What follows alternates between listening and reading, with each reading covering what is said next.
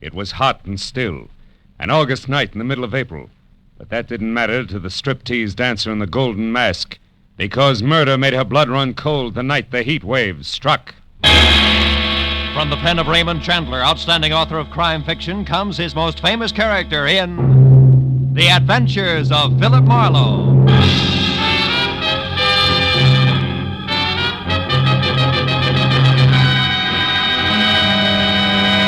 Now, with Gerlad Mohr, starred as Philip Marlowe, we bring you tonight's exciting story, The Heat Wave.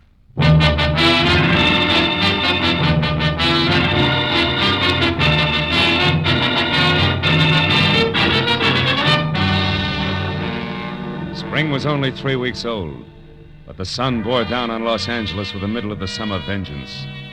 At noon, it was 102 in the shade, and by 3:30, with doors, window, and shirt collar all open as far as they would go, I still sweltered in the kind of heat that wilts both your clothes and your character, as I tried to make sense from the crisp words of a telegram I just received from one Karen Driscoll Jr., no less, of Nob Hill, San Francisco. It told me to go to the Palace Theater, a burlesque house on Main Street, watch the performance of the featured dancer, get backstage, and take a close look at her face. Then meet the 7 o'clock plane from San Francisco and report what I'd seen to Miss Driscoll, Jr. It was a strange request coming from Nob Hill, but the enclosed $50 money order wasn't kidding, so I perspired my way down to the Palace Theater.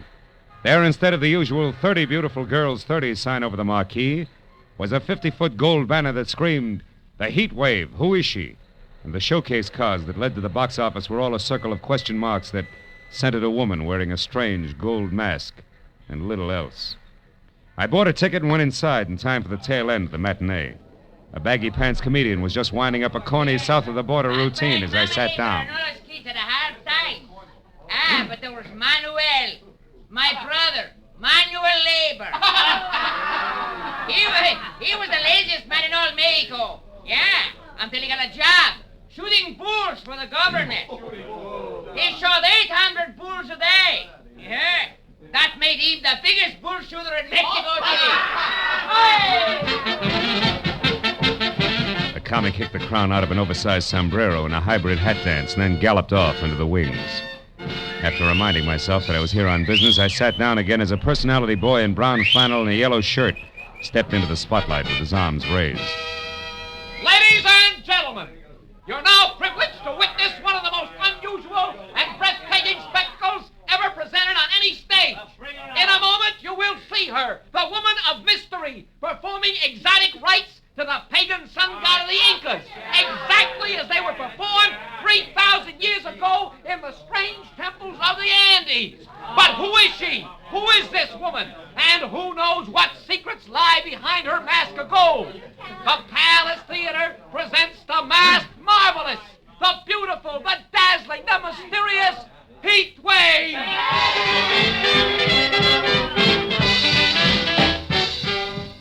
Oh, I had to admit it. This was special. She was the color of alabaster and as supple as a cat, and as she moved across the stage, she got more convolutions out of her 2 arms than a restless octopus could with 8. Her costume from the neck down was about as sheer as a new spider web, and above that, and covering her face completely, was a gold mask, grotesque and glistening. As the dance headed for a climax designed to knock the cash customers right out of their seats, I reminded myself again that I was here on business. So I walked down the side aisle to a door that led backstage and went through it just as the dance ended. And while the audience tore the house down begging for more, the heat wave tossed a couple of kisses through a gold mask and ran to her dressing room. I started after her and was halfway there when a bulging hulk in a sharkskin suit that measured 6'6" in every direction lumbered casually out of the shadows and took a bulldog stance with his back against the dressing room door. I started thinking up fast ad-libs and was hot for a switch on the eager reporter gag when the baggy-pants comic slid up beside me. Hey, chum. Huh? You're asking for a load of mayhem if you try to get to the heat wave past Jesse there. Jesse? He the man mountain in the sharkskin suit? Yeah, with orders to break bones. No. Maybe I can help you out. Good. But how come? Yeah, let's go around to the side. You're a reporter, right? Yeah. Well, Inky Barnes can use a little publicity, too, you know. Hold it here by the door. Now, what is it you have to know? Well, all I want's one look at her face. Yeah, that's a cinch. I said I'd help you out, and I will. Like this? Yeah. Right out there in the alley. And don't come back before midnight, goon. You can see her face then when she takes her mask off. I should have known better, but all I wanted at the moment was to kick the slack out of a pair of baggy pants. So I bounced back up the steps, jerked the door open, and ran head-on into 3 square yards of sharkskin suit. It was Jesse. You ain't welcome around here, bum, so stay out. Have you got it? Okay, Jesse, let's say I've got it. Yeah. Also, don't drop it as you walk away. I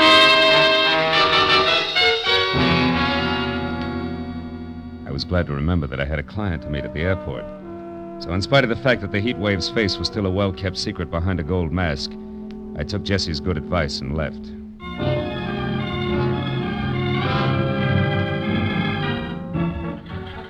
Flight 11 from San Francisco arriving at Gate 4.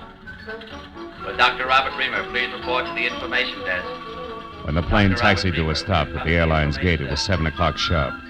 And as the passengers unloaded, a tall, sinuous brunette with arched eyebrows, an imperial gesture, and a hat that had kept some imaginative milliner out of the red for several months had to be Miss Karen Driscoll, Jr.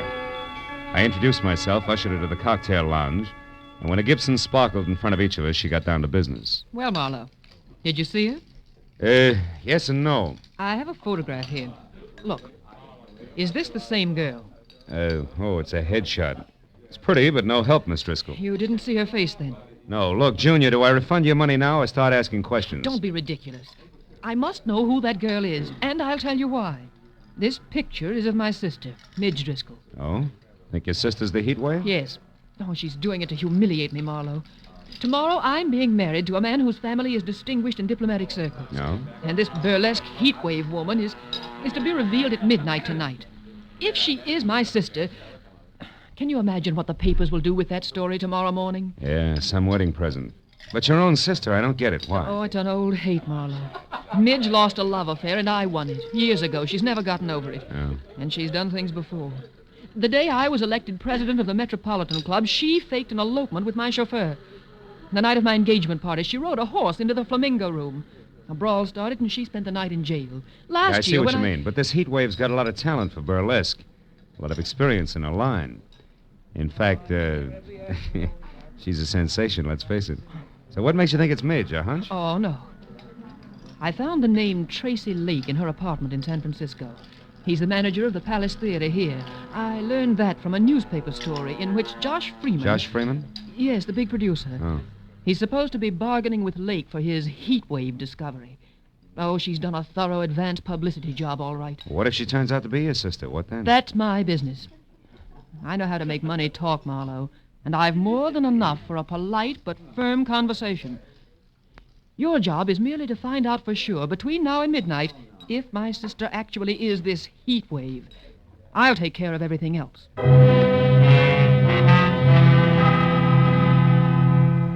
Karen Driscoll, Jr. gave me her local phone number, then got up, cursed the hot night, bid me hurry, and summoned a taxi.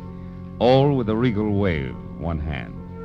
And I was left to my own devices in something less than 5 hours to make them work in, so I drove back to the Palace Theater, which was stalling until midnight by showing a triple feature movie.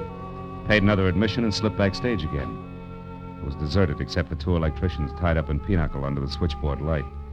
The heat wave's dressing room was locked. Jessie was nowhere in sight, and I was about to leave again when I heard a familiar voice cooing into a dark note that turned out to be a phone booth.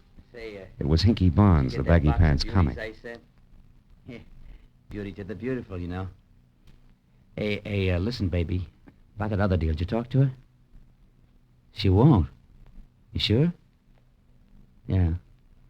Yeah, well, look, I gotta talk to you. How about dinner? You can't? Well, I know you got things on your mind, but... Yeah, honey, I know you're tired. Well, okay. Don't worry, things are gonna be okay. Yeah, you'll see. Bye-bye, baby. Hey, Hinky. Oh, you again. Yeah, that's right. That brings us up to date, even Steven. Now get this. First, I'm not a reporter. Second, I represent Josh Freeman's office. And third, I haven't got all night. You mean Josh Freeman, the big producer? Know any other Josh Freeman? I want to talk to Tracy Lake about the heat wave, but I want to see her before I talk. Is she here? No. She won't be back until the big midnight show. Where's Tracy, then? He's home. The Toppet House out in Wilshire. About 2 blocks down from Arthur Murray's. Hey, but listen, tell me something. Is Josh going to make a star out of her? With a talent like hers? What do you think, Inky? I left Hinky with his mouth hanging open and the fire of ambition burning like an alcohol lamp in each eye as I drove out to the Toppet House on Wilshire. Leaning on the bell at Tracy Lake's apartment, I got ready to be a hard-hitting, practical-minded producer's right-hand man. Yeah, what is it? Tracy, my name's Marlowe out of Josh Freeman's office. Caught the Heat Waves Act this afternoon, willing to wrap her up and take her home right now. But not sight unseen. Who is she? Wait a minute. Huh? You say you're from Josh Freeman, Marlowe? That's right. And I got a blank check right here in my pocket. Authorized to fill it out unless you're completely unreasonable. I see. Well, now, look, Marlowe, this heat wave thing is going over 1,000% better than any of us expected. Yeah, I know. But you see... The price is high already, and the bids have only started to come in. Oh, excuse me. I just opened a bottle of Parmesan over there. Help yourself, Marlowe. I'll be right back. A perfectly good telephone sat within an arm's reach of Lake. But instead he went down the hall to an extension and closed the door behind him. It was distinctly malpractice, but time was running out on me, so I picked up the phone and listened. Is Mr. Ridgely the jeweler? Oh, yes. What is it, Ridgely? The bracelet you selected is ready now. We can deliver it immediately. Fine. It goes to Miss Nita LeVar, 44 Edgewood Terrace. Oh, enclose a card. Don't worry, darling. You're my real heat wave. Sign it, Tracy. Lovely, lovely. And the engagement ring? The sunburst? Yeah, that's for Miss LeVar, too, but deliver that to the theater at midnight. You got it? Yes, indeed, sir. Thank you. And congratulations. Tracy Lake and Nita LeVar. Who might she be? Sorry, Marlowe, a little personal business. Now, you were saying... Yeah, I was saying I can hand you a nice fat check if this mass marvelous is really okay. You're building up to quite a surprise, Tracy. You must have something. Yes, indeed I have, old boy. Plenty. Yeah? I can't reveal the lady's name until midnight. All right. Play coy. What's her background? Has she got class? Class? Marlowe, you wouldn't believe it. Not blue book stuff. Society girl in burlesque? Why, anything's possible, Marlowe. Sure. She could even be from Nob Hill, huh? Yeah, like I said. Anything's possible, sure. Okay, Tracy, that's what I wanted to find out. See you after the unveiling, and you got a great night for it. Oh, Marlowe, I suppose Big Ed Peters is in on the deal as usual, along with Josh? Yeah, it's a regular Josh Freeman deal, just as usual. See you later, Tracy.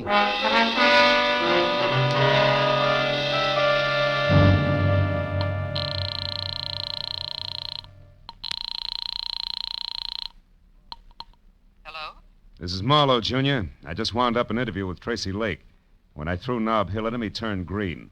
But it's not official yet. The odds are high that it's your sister Midge, all right, who's knocking him dead as the heat wave. I knew it. That horrible, vindictive little tramp. What else, Marlowe? Did you find out where she is? Yeah. She's going under the name of Nita LeVar and staying at 44 Edgewood Terrace near MacArthur Park. But listen, it's not positive yet, so I'm going there to check right now. Where are you calling from, Marlowe? A phone booth at a closed gas station out here on Wilshire. But Oh. What's the matter? What is it, Marlowe? I am about to start earning that fee of yours, baby. 300 pounds of muscle in a sharkskin suit just walked up. Goodbye. Hello, Sonny.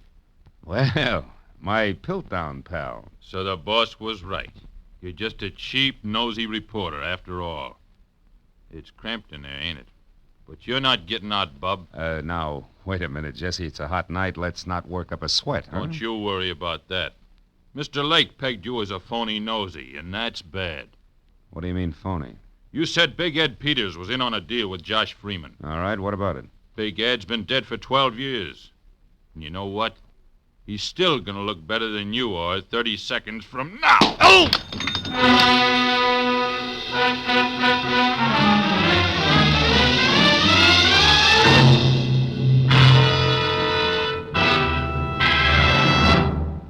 In just a moment, the second act of Philip Marlowe. But first, tomorrow night, in order of their appearance, you'll hear Joseph Cotton, Ozzie and Harriet, Jack Benny and his gang, Amos and Andy, Sam Spade, Lum and Abner, Helen Hayes, Eve Arden, and hold tight now, a special show with Bing Crosby, Bob Hope, Claudette Colbert, and Dinah Shore over most of these same CBS network stations. And Jack Benny with Mary, Phil, Dennis, Don, and Rochester will be heard over them all.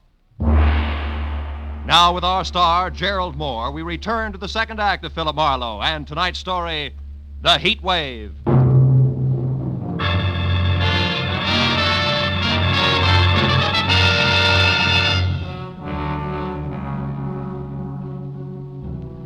When the little man in big iron boots who were kicking at the lining of my temples finally quit, and I dragged myself back up to the vertical, Gargantua was gone. And I was sure of only two things. Tracy Lake did not know that I was anything other than a nosy reporter, and second and more important, it was time for me to head for Edgewood Terrace and the lady known as Nita LaVar.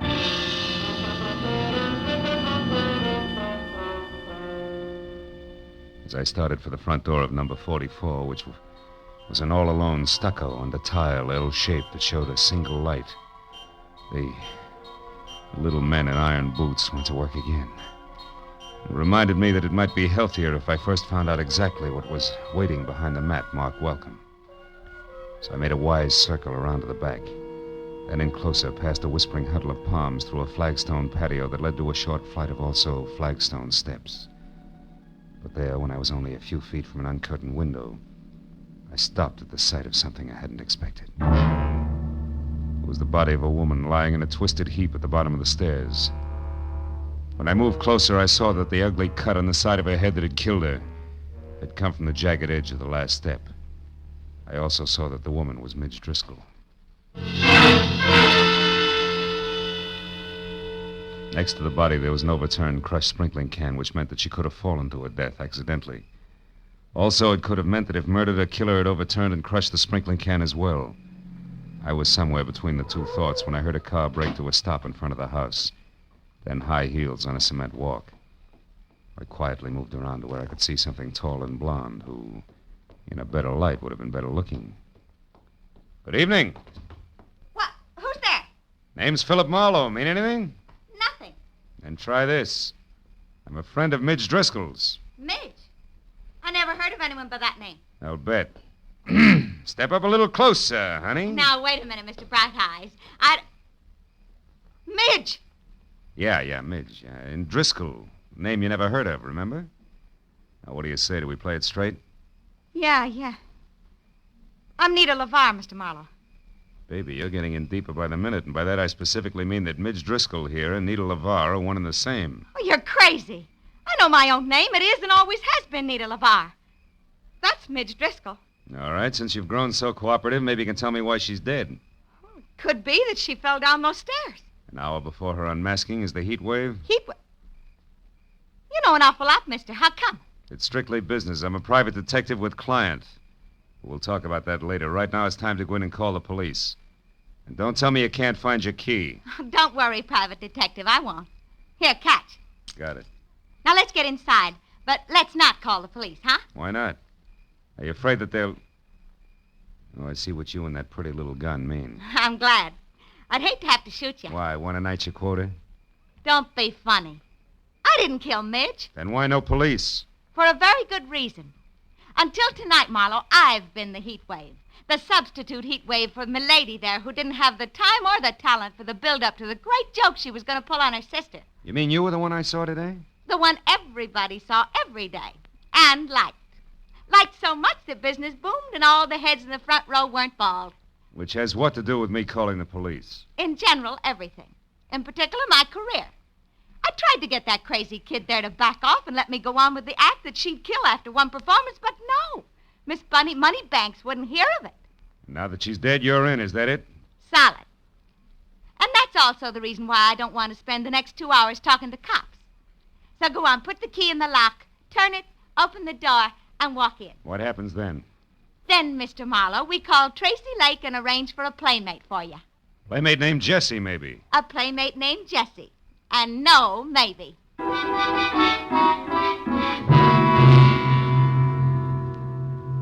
When we got inside, Nita LaVar, who handled the prisoner with the finesse of a Marine Guard detachment, took my gun, threw it across the room, put me into a faraway straight-back chair, and got through to Tracy Lake without once taking her baby blue eyes off me.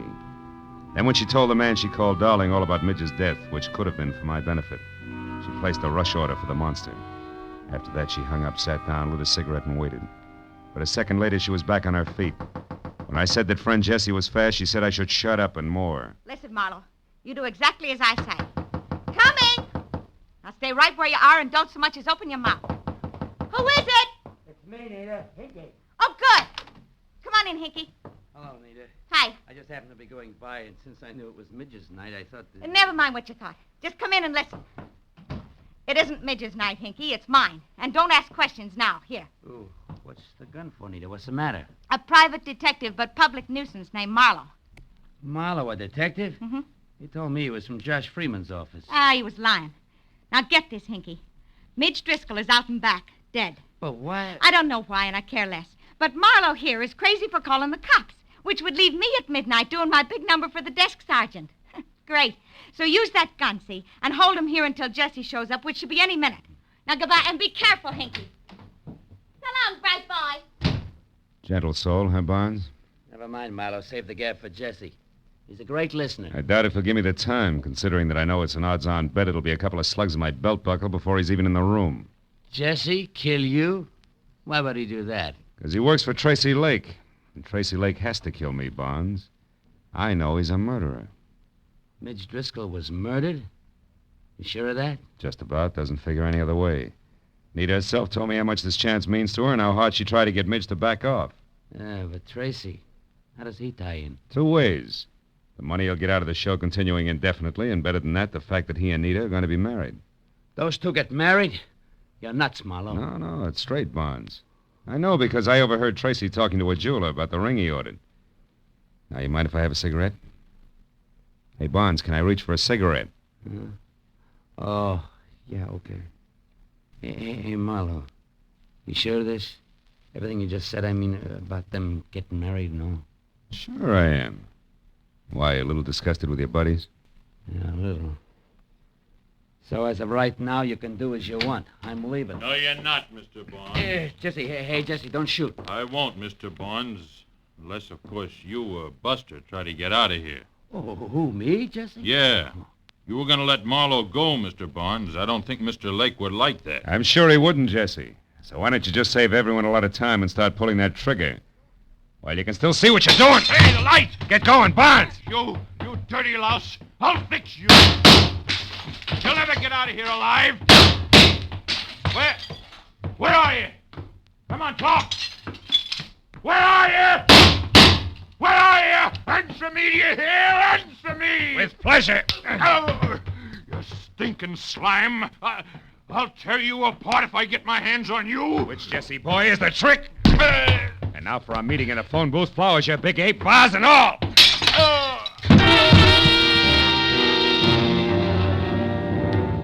After I got some lights on and found my gun where Nita had tossed it when we first came in, I checked Jesse over once to make sure that he was neither dead nor too alive. Then I started for the door. But there, even as my hand closed over the knob, I stopped. A crazy thought from I don't know where wedging its way into my mind. I turned back toward the room and stared at the flower and vase-strewn form of the ape that covered half the carpet. Then slowly the wedge broke through and there was light, lots of it. The kind in which I could see why Midge Driscoll had been murdered. And more important, why I had to get to the Palace Theater and Nita LaVar before murder happened again.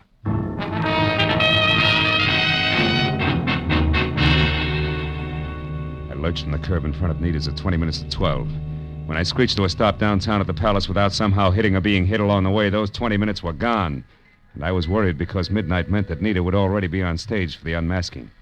I raced past the general at the door and then across the lobby and into the theater where I figured I could get down a side aisle to the wings. That was figuring wrong. Because fire laws notwithstanding, the place was strictly SRO and packed tighter than the 7th Game World Series. Between the backs of perspiring necks, I could see that Nita, who was across stage from Tracy Lake himself and in the center of a single spotlight that could have opened a supermarket, was still masked. So while I prayed that Lake, who was winding up his spiel, would think of bigger and better adjectives, I ran back to the lobby and around to a flight of stairs that led to the first balcony, where over on one side and near the railing, I found an old man who was daddy to a trio of baby Spots, and the one giant that was on Nita. I shoved him aside just as Lake finished and the maestro took over. And with one hand, I got a good grip on the .38 in my pocket, and with the other, the handle on the big Spot. Hey, what are you doing? Hoping I'm wrong, Dad. But if not, hoping the gun I expect doesn't come from the wings, but... Hey, there, in that side balcony near the curtain, see it? Yeah, it's a gun, all right. Hey, that's Hinky Barnes. Right. Let's give the funny man a big audience and lots of light. You're on, Barnes! Watch out, he's going to shoot at us. Yeah, and us at him. You got him! You got him! Music! Music! Play something! Play music! Play some music!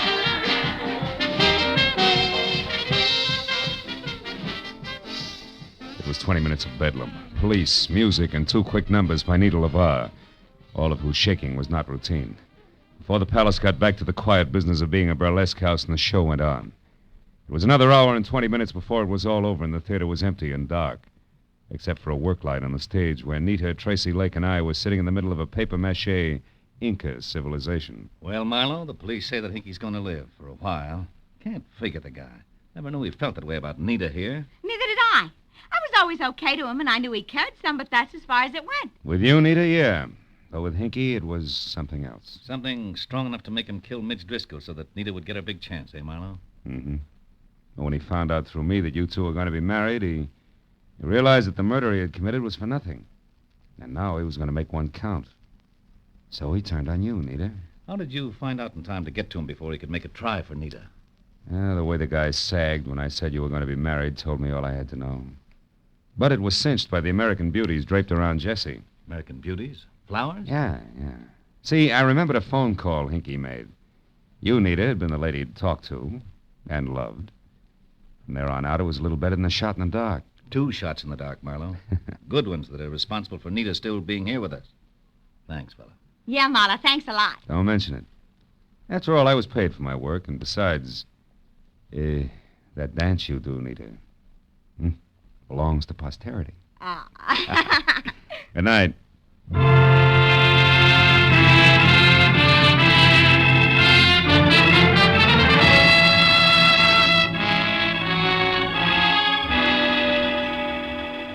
It was still hot in the city. I had no enthusiasm for further conversation, and a very sticky feeling from head to foot. So I took care of Karen Driscoll Jr. in a fast telephone call and then pointed my car for my apartment. I couldn't help thinking of poor little Hinky Barnes, who brought laughter to everyone else, but could find no happiness for himself. He was like the man who went to see a doctor one day and said, "Doctor, I can't laugh anymore." And the doctor said, "Go and see Grock, the greatest clown of them all. If he can't make you laugh, there's no help for you." The man smiled and said, "Thank you, doctor. You see, I am Grock."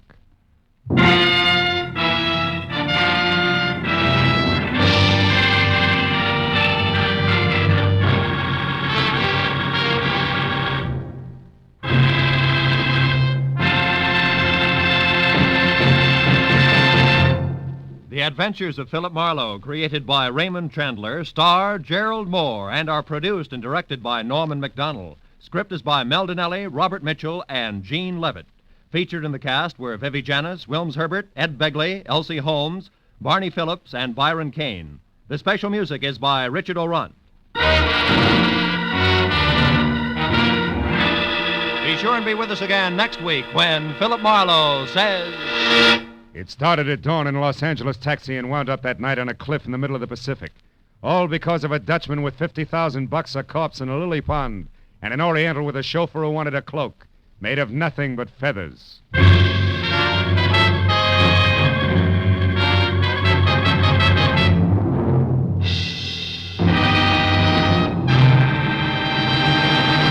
In just about an hour from now, $50,000, the biggest jackpot in radio history, will be waiting CBS listeners from coast to coast on the Sing It Again program over most of these same CBS network stations. This is Roy Rowan speaking. Now, stay tuned for Gangbusters, which follows immediately over most of these stations. This is CBS, the Columbia Broadcasting System.